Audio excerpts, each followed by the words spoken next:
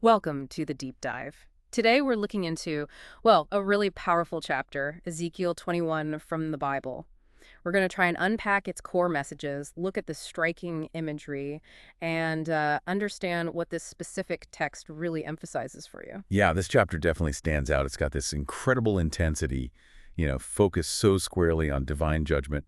We'll be getting into the specific words, the scenarios it describes, and what the source itself highlights as important. Okay, so let's jump right in. The word comes to Ezekiel, tells him to face Jerusalem, the sanctuary, the land of Israel, and boom, right away, I am against you. Pretty blunt. It really is. No beating around the bush. And straight away, we get this central image, the sword, drawn from its sheath. And what's really striking, I think, is that the text stresses it's not just for the wicked. It says it'll cut off from you both the righteous and the wicked. That's a tough one. Judgment hitting everyone, and the source says it's against everyone from south to north. So the whole scope. Exactly. Total coverage. And the reason given right there in the text is so all people will know that I, the Lord, have drawn my sword. It will not return again. It underlines the finality. This isn't just a warning shot.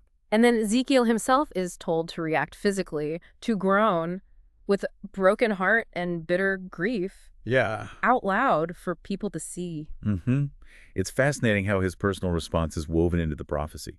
When people ask, why are you groaning like that? He's supposed to say, because of the news that is coming, and the description of how that news will hit people. Wow, every heart will melt, every hand go limp, every spirit faint, knees like water, just utter collapse. Paints a picture of complete despair, paralysis, really. And this first section ends with this heavy confirmation. It is coming. It will surely take place, declares the sovereign Lord.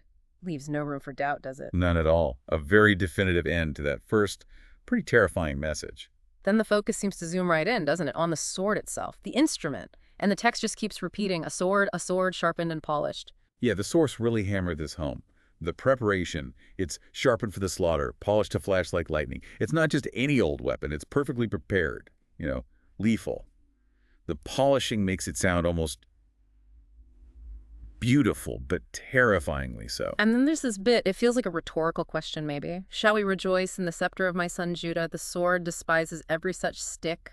What's going on there, that comparison? That's a really key part. It brings up the whole question of human authority versus this divine action. The scepter, that's royalty, right? Line of David, Judah's power. But this sword, this judgment, it just dismisses it, calls the symbol of power a mere stick. Wow. Despises it. Right. And then immediately after, the text says, testing will surely come. And what if the scepter of Judah does not continue? So it links the judgment directly to maybe the end or at least a severe challenge to that established human rule, divine action trumping earthly power. And Ezekiel's reaction is ramped up too. Cry out and wail, beat your breast. Why such an intense physical display demanded of him? Well, the text says the sword is aimed at my people, and specifically all the princes of Israel. They're the ones thrown to the sword. So Ezekiel's actions, his wailing and beating his breast, they're not just his personal feelings. It's a prophetic performance, embodying the horror and grief that's coming for everyone, especially the leaders. He's living the message. Okay, that makes sense. And the intensity keeps building. Prophesy and strike your hands together. The sword strikes twice, even 3 times. It's called a sword for slaughter, a sword for great slaughter. The repetition is so powerful there, isn't it? It's not subtle at all. The source is just driving home the point. This is severe, it's massive, it's total. It's closing in on them from every side. Escape seems impossible. And the goal is explicit. Hearts may melt and the fallen be many. To achieve that, the sword is placed at all their gates. And again, made to flash like lightning, it is grasped for slaughter. That detail about the gates is crucial. Gates are the way in and out, the points of defense. Stationing the sword there means judgment is right at the threshold, unavoidable. And yet the flashing lightning image comes back, speed, terror.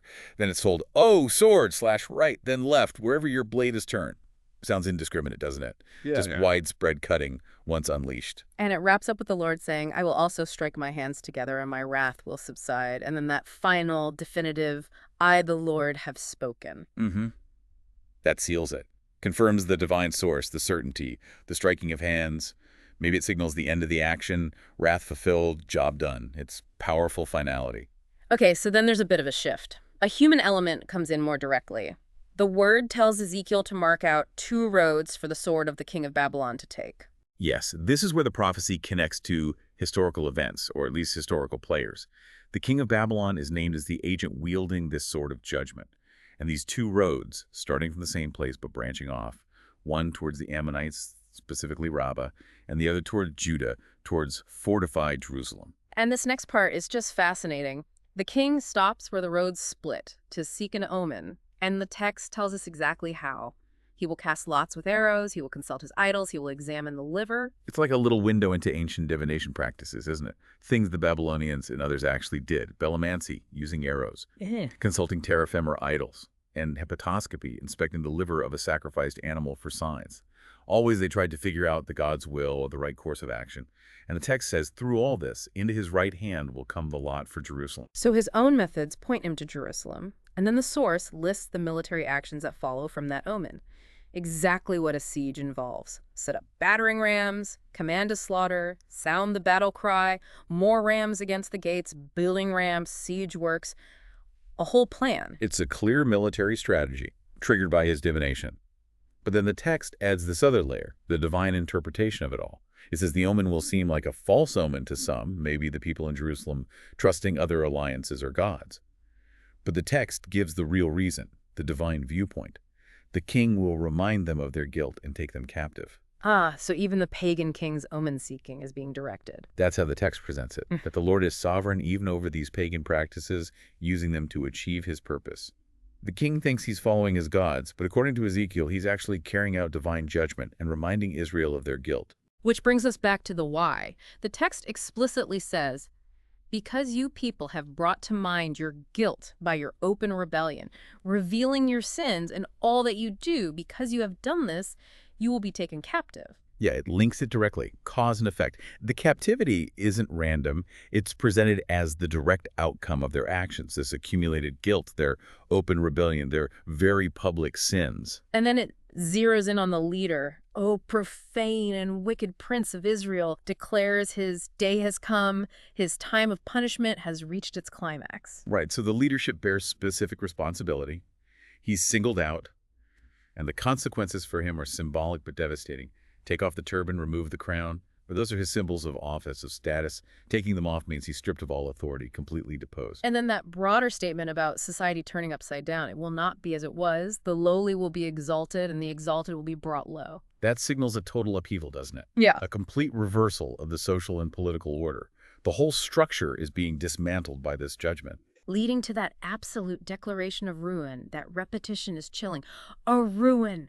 A ruin. I will make it a ruin. It really emphasizes totality. 3 times. Like there's nothing left but ruin. Complete and utter devastation for the kingdom as it was. But it's not just about Israel, is it? The focus shifts back to that other road, the Ammonites. Ezekiel has to prophesy against them too for their insults. That's right. And interestingly, the imagery used for their judgment is very similar. A sword, drawn for the slaughter, polished to consume and to flash like lightning. Yeah. The same divine instrument, the same readiness turned towards them, maybe for gloating over Israel's fall or their own actions. And the text contrasts this coming judgment with their own spiritual practices, mentioning false visions concerning you and lying divinations about you. So, just like Israel maybe trusted false hopes, the Ammonites' attempts to foresee their future were also wrong, according to the source. Deceptive. They didn't see this coming. And the sword is described as being laid on the necks of the wicked who are to be slain. Again, using that language of their day having come, their time of punishment reaching its climax. Very parallel to the judgment on Israel's prince. Then, after describing their end, there's that line, return the sword to its scabbard.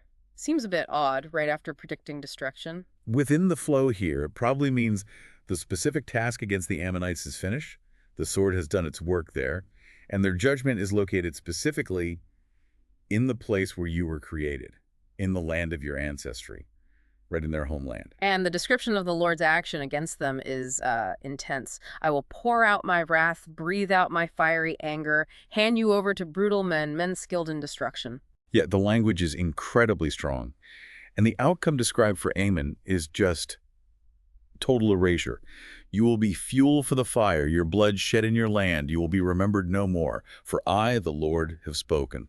Obliteration. So, quite the deep dive into Ezekiel 21. We trace this intense imagery of the sword, the reasons given for judgment guilt. rebellion on the fate of Israel's leadership and this parallel judgment on the Ammonites. It's packed, isn't it? The source uses such vivid, dramatic language, repetition, even those details about Babylonian divination, all to drive home this message of, well, impending destruction and divine accountability, often through human means. Definitely some unforgettable moments. Ezekiel groaning, the polished sword at the gates, the king casting lots, the triple ruin. Powerful stuff. And right at the end, after describing the ruin of Israel's kingdom, the source includes that specific statement, that this ruinous state will not be restored until he comes to whom it rightfully belongs. To him I will give it. Right. So even within this incredibly harsh chapter focus on judgment and destruction, there's that final phrase. What does it suggest to you about any conditions or possibilities for future hope, for restoration, tucked away right at the end here? Something for you to think about after this deep dive.